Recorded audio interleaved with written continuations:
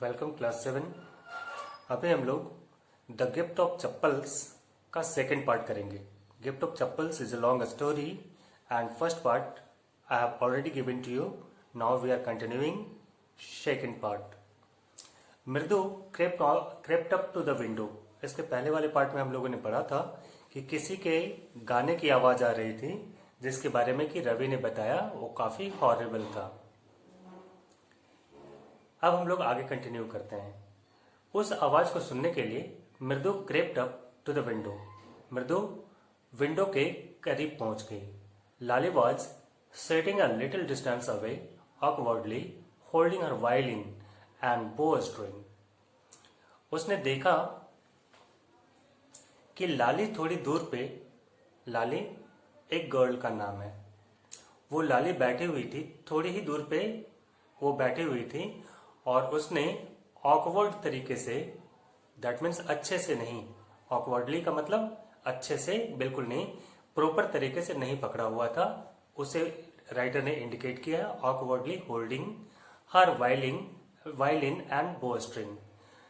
लाली ने अपने हाथों में बो स्ट्रिंग उठा रखा था और अपना वायलिन उठा रखा था। हर elbows jutting out and her eyes glazed with concentration.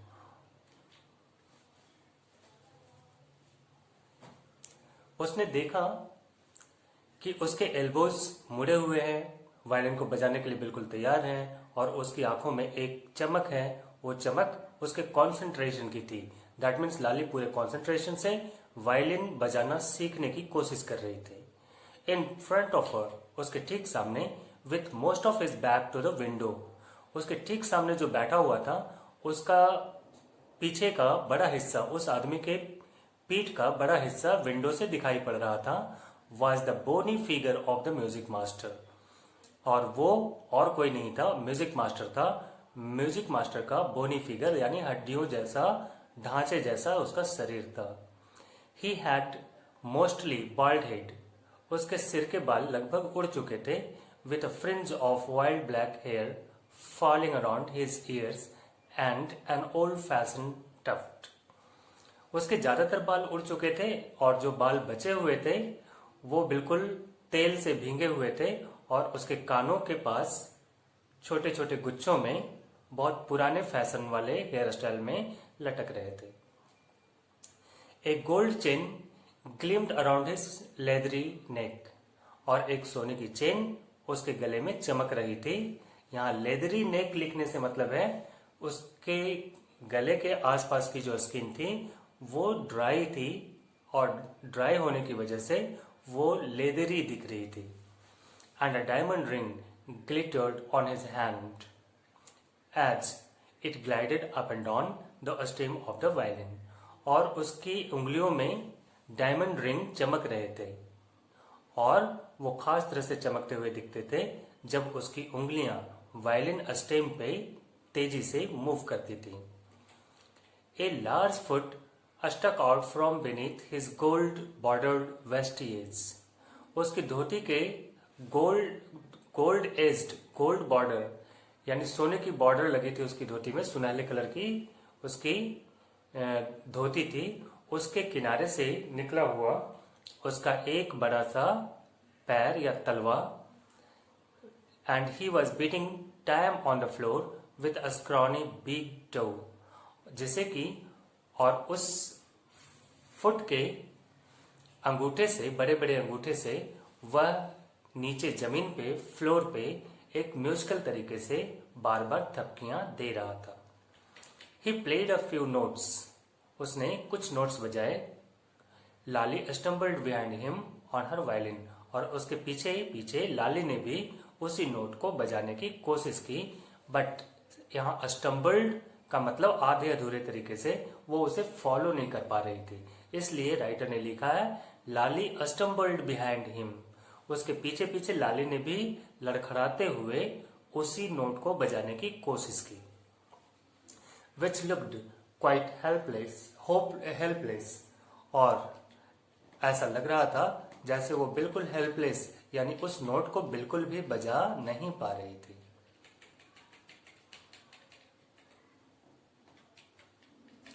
and unhappy in her hands. और वह बिल्कुल भी खुश नहीं थी अपने एक्सपर्टाइज से, अपने हाथों की सफाई पे यानी बजाने के तरीके से. What a difference, कितना बड़ा डिफरेंस था. The music master notes seemed to float up and settle perfectly into the invisible tracks of the melody. उस म्यूजिक मास्टर के जो नोट्स थे वो कितने स्मूथ लग रहे थे, बिल्कुल फ्लोटिंग लग रहे थे, जो कि बिल्कुल सही जगह पे उस मेलोडी के, उस गाने में बिल्कुल फिट हो रहे थे, गाने के साथ बिल्कुल फिट हो रहे थे. Invisible tracks of the melody का मतलब उस गाने के जो सुर थे उसके साथ वो नोट बिल्कुल मैच कर रहे थे. It was like the wheels of train fitting smoothly into the rails. जिस तरह की रेल की पटरियों के ऊपर उसके चक्के बिल्कुल फिट हो जाते हैं, एंड व्हीजिंग अलोंग, और उस पर तेजी से घूमते जाते हैं. एज रवि सेड, जैसा कि रवि ने बताया था, बिल्कुल वैसे ही जिस तरह से रेल की पटरियों पे उसके चक्के बिल्कुल फिट बैठ जाते हैं, उसी तरह से उस मेलोडी में उस म्यूजिक मास्टर के नोट्स बिल्कुल फिट बैठ रहे थे. मृदु stared at that huge bearing hand moving effortlessly up the violin's stem, making lovely music. मृदु बहुत गौर से देख रही थी उस बड़े बड़े दिखने वाले हाथों को, जिसमें उसने अंगूठियां पहन रखी थी, जो बिल्कुल बिना किसी मेहनत के, ऐसा लग रहा था बिल्कुल आदत के अनुसार नेचुरल तरीके से वायलिन स्टेम पे मूव कर रहे थे. और उससे कितने, उन हाथों की वजह से उस वायलिन से कितना सुंदर, कितना सुरीला म्यूजिक की आवाज निकल रही थी. Squawk, there was Lali derailing again. और फिर स्क्वैक मीन्स उफ, फिर से लाली डिरेल हो रही है. लो, उसने फिर गाना शुरू किया और उससे बड़ी मीन्स अच्छे से आवाज नहीं निकल रही. Amma came a wail from the gate. अम्माओ, अचानक गेट से एक आवाज आई, कोई पुकार रहा था, अम्मा अम्माओ. Ravi sent the beggar away, cried his mother from the back veranda. और फिर पीछे से रवि के मदर के चिल्लाने की आवाज आई. उसने चिल्लाते हुए कहा, रवि, उस भिखारी को दूर भगाओ. उसकी मदर कहां से? वरांडा के बैक से, यानी पीछे जो वरांडा था वहां से चिल्लाते हुए उसने आवाज लगाया. वेयर शी वाज चैटिंग, वहां वो बातें कर रही थी विथ तापी, ग्रैंडमदर से. He has been coming here every day for the past week, and it's time he found another house to beg from. उसकी मदर ने चिल्लाते हुए कहा कि वह पूरे एक हफ्ते से हर दिन यहाँ आ रहा है. एंड इट्स टाइम, और अब उससे कहो कि उसका समय आ गया है कि वह कोई दूसरा घर ढूंढे, हर रोज यहाँ भीख मांगने के लिए आया नहीं करे. Mridu and Meena followed Ravi out. Mridu और मीना भी रवि के साथ साथ चल पड़े. The beggar was already in the garden making himself quite at home. तब तक बेगर पहले ही गार्डन में पहुंच चुका था और वो ऐसा लग रहा था जैसे बिल्कुल अपने घर में आया हो. He had spread his upper clothes under the neem tree. उसने अपने शरीर के ऊपर वाले हिस्से के कपड़े को नीम के पेड़ के नीचे बिछा दिया था. And was leaning against the trunk, और पेड़ के तने से ओट लगा करके, उससे अटक करके, और वो लेटा हुआ था. Apparently prepared to take a little snooze while he waited for the ants to appear. वो ऐसा लग रहा था कि लगभग वो तैयार हो चुका था छोटी सी झपकी लेने के लिए, तब तक जब तक कि भीख लेकर, एल्म्स लेकर कोई आ नहीं जाए, तब तक वो एक झपकी ले लेने के मूड में था, ले लेने की सोच रहा था. Go away said Ravi sternly. तभी आकर रवि ने कठोरता से उससे कहा, यहां से जाओ. माई पाती says it's time you found another house to beg from. क्योंकि दादी माँ ने कहा है तुम्हें अब दूसरा घर ढूंढ लेना चाहिए भीख मांगने के लिए. The beggar opened his eyes very wide and gazed at each of the children one by one. उस बेगर ने अपनी बड़ी बड़ी आंखें खोली और उसने तीनों बच्चों को एक एक करके देखा. The ladies of this house, he said at last in a voice choked with feeling.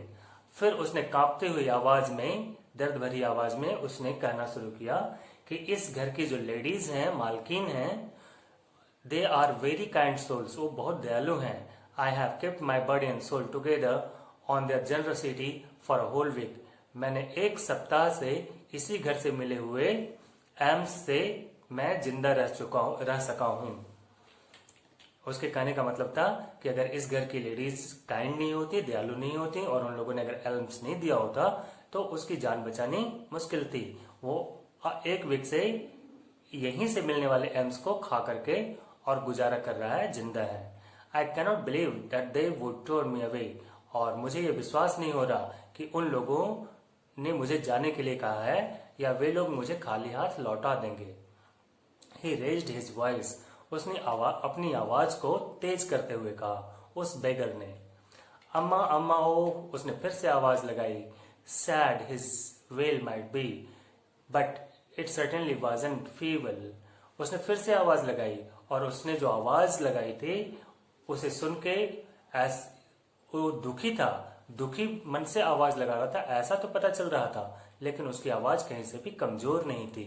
It began in a deep, strong rumble somewhere in his withered belly. उसके खाली पेट के अंदर से वो आवाज निकली थी. And came booming out of his mouth.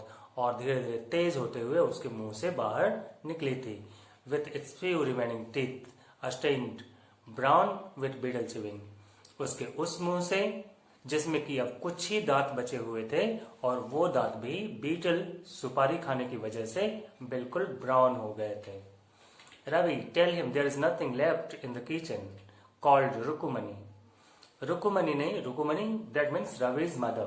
रुकुमनी ने चिल्लाते हुए कहा कि रवि, उससे कहो कि घर किचन में अब कुछ और बचा हुआ नहीं है, खाने के लिए कोई सामान नहीं बचा है. And he is not to come again. और उससे ये भी कह दो वो दोबारा नहीं आएगा. Tell him that. उससे कह दो. She sounded fed up. उसकी आवाज से ऐसा लग रहा था जैसे वो काफी क्रोधित है, चिढ़ी हुई है. Ravi didn't have to repeat it all to the beggar. Ravi को ये सारी बातें दोहराने की जरूरत नहीं थी बेगर के सामने. What his mother said had been easy for them all to hear. जो उसकी मदर ने चिल्लाकर कहा था वो सब लोगों को आसानी से सुनाई पड़ा था. There under the neem tree. उस नीम ट्री के नीचे जितने भी लोग खड़े थे सब उस आवाज को आसानी से सुन सकते थे.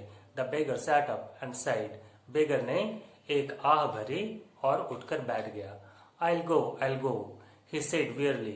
उसने बहुत ही दुखी होते हुए कहा, बेगर ने. I'll go, मैं चला जाऊंगा. Only let me have a rest here under this tree. सिर्फ मुझे इस पेड़ के नीचे थोड़ा आराम कर लेने दो. The sun is so hot, the tar has melted on the road. देखो धूप कितनी तेज है और बाहर सड़कों पे टार यानी जो पिच होता है ऊपर वो बिल्कुल पिघल चुके हैं. My feet are already blistered. मेरे पैरों में पहले ही फोले उठ चुके हैं. He stretched out his feet to show large pink peeling blisters on the soles of his bare feet. ऐसा कहते हुए उसने अपने पैरों के तलवों को दिखाया जिसपे कि पिंक कलर के बहुत सारे फोले दिखाई पड़े. I suppose he doesn't have the money to buy chappals, मृदु whispered to Meena and Ravi. मृदु ने फुसफुसाते हुए मीना और रवि से कहा, मुझे ऐसा लगता है जैसे उसके पास चप्पल खरीदने के पैसे नहीं हैं. Have you got an old pair in the house somewhere? क्या इस घर में कहीं कोई पुराना सा चप्पल पड़ा हुआ नहीं है? I don't know, said Ravi. Ravi ने कहा, मुझे तो नहीं पता. Mine are too small to fit his feet. और मेरे जो चप्पल हैं वो बहुत छोटे हैं, वो इसे फिट नहीं होंगे. और I would have given them to him. अगर हो जाते तो मैं अपने चप्पल बेशक उसे दे देता. And his feet were larger than Mridu's and Meena's. और उस बेगर मैन के पैर मृदु और मीना के पैरों से भी बड़े थे. The beggar was shaking out his upper cloth and tightening his dhoti. वो बेगर अब अपने कपड़े ठीक कर रहा था, अपनी धोती टाइट कर रहा था उठकर जाने के लिए. He raised his eyes and looked fearfully at the road. उसने आंखें उठाकर बाहर रोड पे देखा, बिल्कुल डरी हुई नजरों से. Gleaming in the afternoon heat. उस सड़क को उसने डरते हुए देखा जो कि हीट की वजह से, दोपहर की उस गर्मी की वजह से बिल्कुल चमक रही थी, तब रही थी. He needs something on his feet, Meena said, her big eyes filling. It's not fair. Meena ने अपनी आंखों में आंसू भरते हुए कहा, He needs something on his feet. इसे कुछ न कुछ चाहिए पैरों में पहनने के लिए. It's not fair. ये अच्छी बात नहीं है कि ये खाली पैर इस तरह से धूप में जाएगा. said रवि. रवि ने उसे चुप रहने के लिए इशारा किया. I'm thinking about it. मैं भी यही सोच रहा हूँ. Blubbering. It's not fair. It's not fair. Isn't going to help. बार बार ये बोलने से और रोने से कि ये फेयर नहीं है, ये फेयर नहीं है, कुछ नहीं होने वाला. In 2 minutes he'll be frying his feet on that road. अगर हम लोग रोते रहेंगे तो 2 मिनट के बाद ये अपने पैरों को यानी रोड पे अपने पैरों को फ्राई कर रहा होगा. गर्मी की वजह से इसके पैर फिर से जल रहे होंगे. What he needs is a pair of chappals. जो उसे चाहिए वो बस एक पेयर ऑफ चप्पल है. So where do we get them? सोचो कि हम लोग कहाँ से लाएंगे. Come, let's search the house. चलो हम लोग इस पूरे घर में ढूंढते हैं. He pushed मृदु and Meena into the house. वो उन्हें लेकर मृदु और मीना को लेकर घर के अंदर चला गया. Just as he stepped into the veranda, जैसे ही वो वेरांडा पे पहुंचा, मृदु's eye fell on the odd looking chappals. मृदु की आंखें उस अजीब से लगने वाले उस चप्पल पे रुक गईं. He had noticed when she arrived. जिसे उसने देखा था आते के साथ. Ravi, whose are those? She whispered to him. उसने फुसफुसाते हुए रवि से पूछा, ये चप्पल किसके हैं? Ravi turned and glanced at shabby looking but sturdy old slippers. Ravi मुड़ा. उसने एक नजर देखी उस भद्दे से दिखने वाले लेकिन फिर भी मजबूत स्लीपर्स को. He beamed and nodded. अचानक उसका चेहरा चमक उठा और उसने गर्दन हिलाई. These are just the right size. ये बिल्कुल उसे सही आएंगे. उस बेगरमैन के पैरों में बिल्कुल फिट आएंगे. He said, picking them up. ऐसा कहते हुए उसने उन चप्पलों को उठा लिया. मृदु and Meena followed him nervously back into the garden.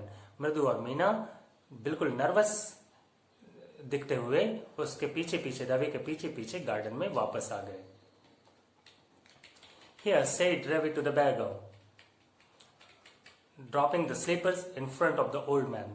ये लो, रवि ने उस बेगर से कहा, चप्पलों को उसके सामने जमीन पे गिराते हुए. Wear this and don't come back. इन चप्पलों को पहनो और फिर वापस मत आना. The beggar stared at the slippers. बेगर ने एक बार उन चप्पलों को देखा. Hurriedly flung his towel over his shoulder. Towel को उसने जो टॉवेल था उसके पास उसे जल्दी से अपने कंधे पे रखा. Pushed his feet into them. चप्पलों में अपने पैर डाले and left और चल पड़ा. Muttering a blessing to the children. और बार बार बच्चों को दुआएं देता हुआ गया. In a minute he had vanished around the corner of the street. और 1 मिनट के अंदर ही वह गली के कॉर्नर में मुड़ता हुआ छुप गया. The music master came out of the house and took an appreciative look at the 3 of them sitting quietly under the tree, playing marbles. Music master उसी समय घर से बाहर निकला. उसने एक अनएप्रिसिएटिव नजरों से उन तीनों को देखा जो कि उस पेड़ के नीचे थे और मार्बल्स खेल रहे थे. Then he searched for his chappals in the veranda where he had put them. फिर वो वरांडा में अपने चप्पलों को ढूंढने लगा उस जगह पे जहां उसने उसे छोड़ा था. लाली, he called after a few moments. कुछ क्षणों के बाद उसने पुकारा. लाली, she hurried up to him. लाली जल्दी से दौड़ते हुए उसके पास आई. Have you seen my chappals, my dear? My dear, क्या तुमने मेरे चप्पल्स देखे हैं? I remember having kept them here. मुझे याद है कि मैंने उन चप्पलों को यहीं खोला था. Ravi, Mridu and Meena or sternly watched Lali and the music master search every corner of the veranda. Ravi, मृदु और मीना चुपचाप देखते रहे किस तरह से लाली और वो म्यूजिक मास्टर हर कोने में उस चप्पल को तलाश रहे थे. He scurried around looking over the railing and crouching near the flower pots to look between them. वो हर जगह रेलिंग के आसपास गमलों, वहां जो फ्लावर पॉट्स थे, गमले थे, उसके बीच बीच में झांक कर देख रहा था और बोल रहा था. ब्रांड न्यू दे वर, बिल्कुल नए थे वो दोनों चप्पल. I went all the way to Mount Road to buy them. मैं माउंट रोड तक गया उन्हें खरीदने के लिए. ही वेंट ऑन सेइंग, वह कहता रहा. They cost a whole month's fees. Do you know, Lali, क्या तुम्हें पता है कि उस एक चप्पल को खरीदने में पूरे 1 महीने की फी लग जाती है। यानी वो चप्पल इतने महंगे थे कि उसे पूरे 1 महीने की फी खर्च हो जाती थी एक चप्पल को खरीदने में। सुन, Lali went in to tell her mother. जल्दी ही लाली ने जाके अपनी मदर से कह दिया। रुक्कुमनी अपीयर्ड लुकिंग हरास्ड। रुक्कुमनी जल्दी से बाहर आई, बिल्कुल दुखी लग रही थी, परेशान लग रही थी। विथ पाती फॉलोइंग हर, और उसके पीछे पीछे ग्रैंड मदर भी आई। Where could they be? It's really quite upsetting to think someone might have stolen them. आते के साथ रुक्कुमनी ने कहा, आखिर ये चप्पल जा कहां सकते हैं? ये वाकई बहुत अफसोस की बात है अगर कोई यहां से उठा ले गया इन चप्पलों को। So many vendors come to the door, क्योंकि बहुत सारे वेंडर्स दरवाजे पे आते हैं। वरीड पाती, पाती ने दुखी आवाज में कहा, परेशान होते हुए कहा। रुक्कुमनी caught sight of रवि, मृदु and Meena sitting under the tree. तभी रुक्कुमनी ने देखा रवि, मृदु और मीना पेड़ के नीचे बैठे हैं। Have you children? उसने जोर से यानी तेज आवाज में बोलना शुरू किया। सी बिगैन, उसने आवाज लगाना शुरू किया। एंड देन सीइंग, और जब उसने देखा that they were curiously quiet, वे लोग इसकी आवाज को सुनकर के चुप हो गए हैं, तब उसने कुछ धीमे आवाज में, यानी पहले शुरू में जोर से तेज आवाज में उसने आवाज लगाई। फिर जब उसने देखा कि तीनों बच्चों का ध्यान उसकी तरफ है, तो उसने थोड़ी धीमी आवाज में कही, seen anyone lurking around the veranda? क्या तुम लोगों ने इस वरांडा में ताक झाक करते हुए किसी को देखा है? A sharp V shape line had formed between her eyebrows. उसके आईब्रोज के बीच में एक वी शेप की लाइन बन गई थी, जैसा गुस्से की स्थिति में हमारे फोरहेड पे आ जाता है, बिल्कुल वैसा।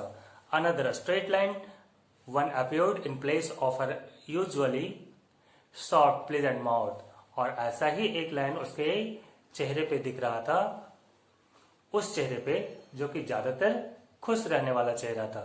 यानी रुक्कुमनी हमेशा ज्यादातर खुश रहने वाली थी, हैप्पी मूड की लेडी थी, लेकिन अभी उसके चेहरे पे गुस्सा दिख रहा था। रुक्कुमनी वाज एंग्री, रुक्कुमनी गुस्से में थी। थॉट मृदु विथ अ शिवर, और ऐसा सोच के ही मृदु डर के मारे कांप गई। She wouldn't be so upset if she knew about the poor beggar with sore on his feet. She tried to tell herself. Mridu ने सोचा कि रुक्कुमनी इतनी दुखी नहीं होती अगर उसे पता चल जाए कि वो चप्पल उस पुअर बेगर को दे दिए गए, इसलिए उसने कहने की कोशिश की। Taking a deep breath she cried. गहरी सांस लेके उसने रोते हुए कहा, Rukkumani there was a beggar here, poor thing he had such boils on his feet. उसने रोते हुए कहा, रुक्कुमनी एक बेगर आया था यहाँ पे, बेचारा बहुत गरीब था। He had such boils on his feet, उसके पैरों पे बहुत बहुत बड़े बड़े फोले थे। सो सेड रुक्कुमनी ग्रिमली, नाराजगी के साथ रुक्कुमनी ने पूछा, तो क्या हुआ? टर्निंग टू रवि, और ऐसा कहते हुए वो रवि की ओर मुड़ते हुए उसने पूछा, you gave the music master's chappal to the old beggar who turns off here? Ravi, क्या तुमने म्यूजिक मास्टर के उन चप्पलों को उस बेगर को दे दिया जो कि यहाँ आया था? चिल्ड्रेन दिस डेज ग्रोन पाती, पाती ने गुस्से भरी आवाज में कहा, आजकल के ये बच्चे बड़े शैतान होते हैं। उसके कहने का ये मतलब था। Amma didn't you tell me about Karna who gave away everything he had? अम्मा तुमने ही तो कहानी सुनाई थी कर्ण की, जिसने अपना सब कुछ दे दिया था दान में। इवन हिज गोल्ड इयररिंग्स, बल्कि उसने अपना कानों का इयररिंग भी दे दिया था, कुंडल भी दे दिया था। He was so kind and generous, वो कितना दयालु था और कितना उदार भी था। सिली स्नैप रुक्कुमनी, रुक्कुमनी ने उसे डांटते हुए कहा, मूर्ख। Karna didn't give away other people's thing, Karna किसी दूसरे का सामान उठा के नहीं दे देता था। He only gave away his own, वो सिर्फ अपने, उसके पास जो अपना था सिर्फ वो दिया करता था। But my chappals wouldn't have fitted the beggar's feet, Ravi rushed brashly on. Ravi ने अटकते हुए आवाज में कहा, लेकिन मेरे चप्पल तो उसे होते नहीं, तो मैं अपना चप्पल दे के भी क्या करता? एंड अम्मा इफ दे डिड फिट, और अम्मा एक बात बताना, अगर क्या मेरे चप्पल उसे हो जाते, उसे फिट हो जाते, would you really not have minded, तो क्या तुम मुझे कुछ नहीं कहती? Ravi said Rukkumani very angry now, go inside this minute. Rukmini ने बहुत गुस्से में डांटते हुए कहा, रवि तुम अभी इसी क्षण घर के अंदर जाओ। She hurried indoors and brought out Gopu Mama's hardly worn new chappals. ऐसा कहते हुए रुक्मणी तेजी से घर के अंदर गई और जाके गोपू मामा का बिल्कुल नया चप्पल, जिसे मुश्किल से अभी कुछ पहना गया था, वो लेके आई। This should fit you sir, please put this on.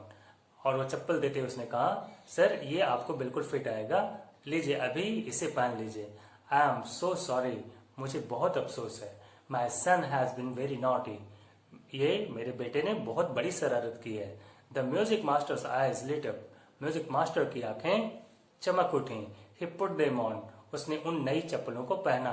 Trying not to look too happy, लेकिन चेहरे से ऐसा दिखाना चाह रहा था जैसे वो बहुत खुश नहीं है उन नए चप्पलों को पाके। Well I suppose this will have to do, उसने कहा हाँ लगता है कि ये तो मुझे हो जाएगा।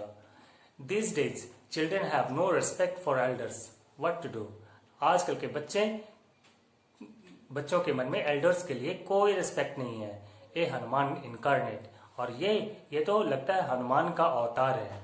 Only Rama can save such not fellow, और ऐसे हनुमान के बंदर के अवतार को तो सिर्फ राम जैसा कोई गॉड ही बचा सकता है। रुक्कुमनीज आई फ्लैश्ड, रुक्कुमनी की आंखें चमक उठी गुस्से में। She didn't seem to like Ravi being called a monkey, Ravi को कोई मंकी कहे ऐसा उसे बिल्कुल पसंद नहीं आया था। Even a Holi monkey, Hanuman is a Holi monkey, उसे हनुमान कहना भी पसंद नहीं आया था। सी stood stiff and straight by the front door, वो बिल्कुल तनी हुई, गुस्से में तनी हुई फ्रंट डोर के पास खड़ी हो गई। It was clear she wanted him to leave quickly, ऐसा देख के ही पता चल रहा था वो चाहती थी कि म्यूजिक मास्टर जितनी तेजी से हो यहां से चला जाए। When she had clattered off in his new chappals, she said, जब वो अपने नए चप्पलों में खट खट खट खट की आवाज करता हुआ चला गया, she said, तब उसने कहा, मृदु, come in and have some tiffin. Honestly, how do you children think of such things? तब उसने कहा, मृदु, चलो अंदर आओ, थोड़ा बहुत नाश्ता करो। Honestly, बिल्कुल सच कहती हूँ, how do you children think of such things? ऐसी बातों में तुम लोग बच्चों के मन में क्या आता है ये समझ में नहीं आता। Thank God your Gopu mama doesn't wear his chappals to work. ये तो अच्छा हुआ कि तुम्हारा गोपू मामा इन चप्पलों को पहन के काम करने नहीं जाता है। As she walked towards the kitchen with मृदु and Meena, she suddenly began to laugh.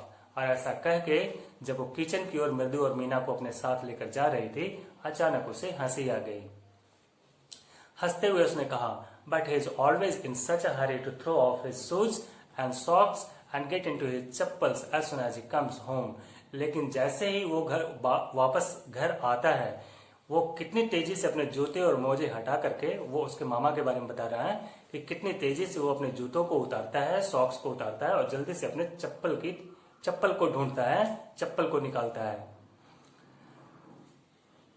What is your mama going to say this evening when I tell him I gave his chappals to the music master? पता नहीं आज तुम्हारा मामा क्या बोलेगा जब उसे मैं बताऊंगी कि उसके चप्पल मैंने म्यूजिक मास्टर को दे दिए हैं। इस स्टोरी को आप लोग फिर से दोबारा प्ले करके देखेंगे और समझने की कोशिश करेंगे।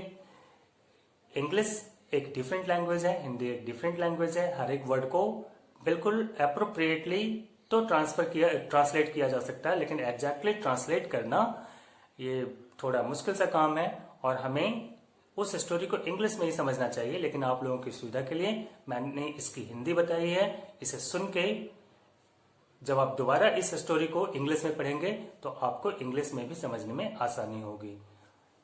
Okay, see you. फिर मैं अगले स्टोरी के साथ आप लोगों से